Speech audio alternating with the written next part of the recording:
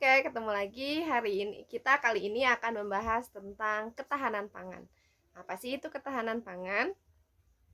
Ketahanan pangan berdasarkan Undang-Undang Nomor 18 Tahun 2012 adalah kondisi terpenuhinya pangan bagi negara sampai dengan perseorangan. Perseorangan di sini berarti adalah penduduk atau rakyat yang tercermin dari tersedianya pangan yang cukup baik jumlah maupun mutunya, aman, beragam, bergizi, merata, dan terjangkau, serta tidak bertentangan dengan agama, keyakinan, dan budaya masyarakat untuk dapat hidup sehat, aktif, dan produktif secara berkelanjutan. Nah, sudah paham kan? Apa itu ketahanan pangan? Jadi ketahanan pangan ini dari negara sampai ke perseorangan dengan syarat-syarat tertentu.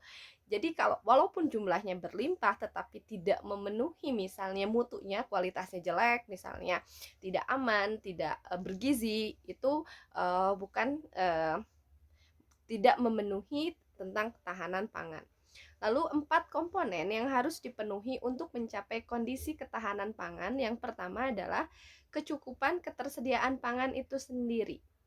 Lalu yang kedua adalah stabilitas ketersediaan pangan tanpa fluktuasi dari musim ke musim atau dari ke tahun ke tahun. Jadi ketika pada saat misalnya musim kemarau, musim hujan, pangan itu ada.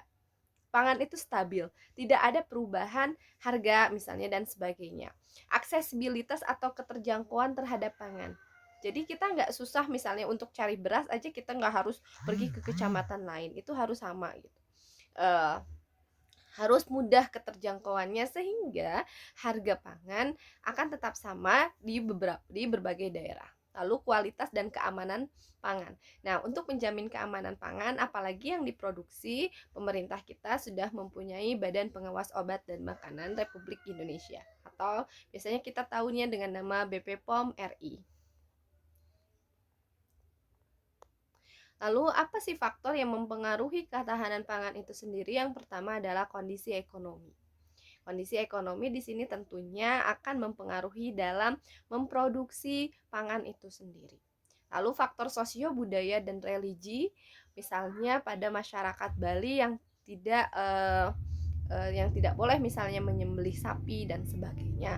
Terus pada umat Islam yang tidak boleh makan babi dan hal-hal yang mengandung yang haram. Lalu ada faktor fisik. Faktor fisik di sini adalah faktor kondisi wilayahnya, kondisi fisik wilayahnya seperti apa. Misalnya wilayah Jawa Barat misalnya bisa menghasilkan padi di wilayah-wilayah yang memang dataran rendah dan subur tanahnya misalnya, atau tanah-tanah aluvial. Lalu bagaimana dengan wilayah di Nusa Tenggara? Nusa Tenggara tentu saja tidak bisa menghasilkan padi misalnya, tetapi mereka menghasilkan jagung. Lalu wilayah Papua misalnya menghasilkan sagu. Itu berarti ada beberapa faktor fisik yang mempengaruhi ketersediaan pangan itu sendiri. Makanya tidak semua wilayah Indonesia bisa menjadi lumbung beras nasional. Lalu faktor fisik yang mempengaruhi ketahanan pangan di sini ada 4. Yang pertama adalah lahan. Pastinya ketersediaan lahan dan kecocokan lahan itu terhadap suatu tanaman. Lalu iklim dan cuaca, mana sih tanaman yang cocok dengan kondisi iklim dan cuaca yang ada di Indonesia. Lalu faktor teknologi, penggunaan teknologi juga sangat mempengaruhi dalam ketersediaan pangan. Lalu faktor infrastruktur, misalnya ketersediaan jaringan listrik dan sebagainya. Jadi ketika pakai teknologi pasti dibutuhkan energi lain.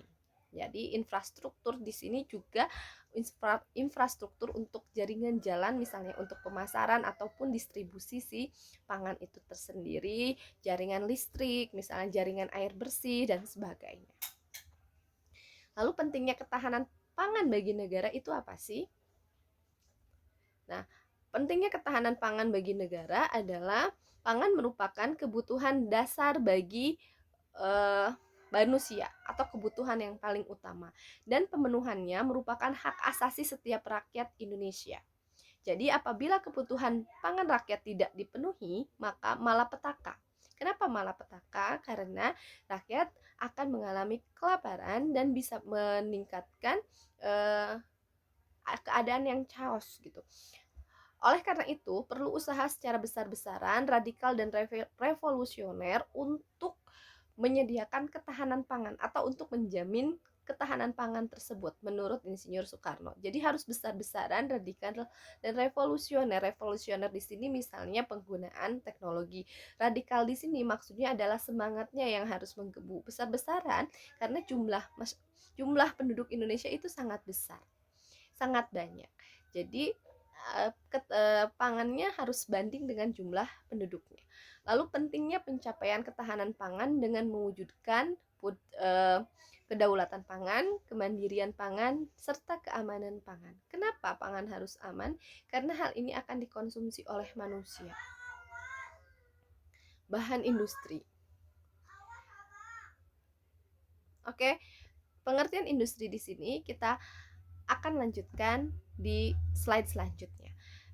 Kenapa ketahanan pangan berhubungan dengan industri? Karena manusia pastinya membutuhkan makanan. Nah, setiap makanan ada makanan mentah, ataupun ada makanan yang harus diolah. Nah, nanti ketahanan pangan ini akan terbahas, akan berkesinambungan dengan industri. Oke, see you video selanjutnya ya.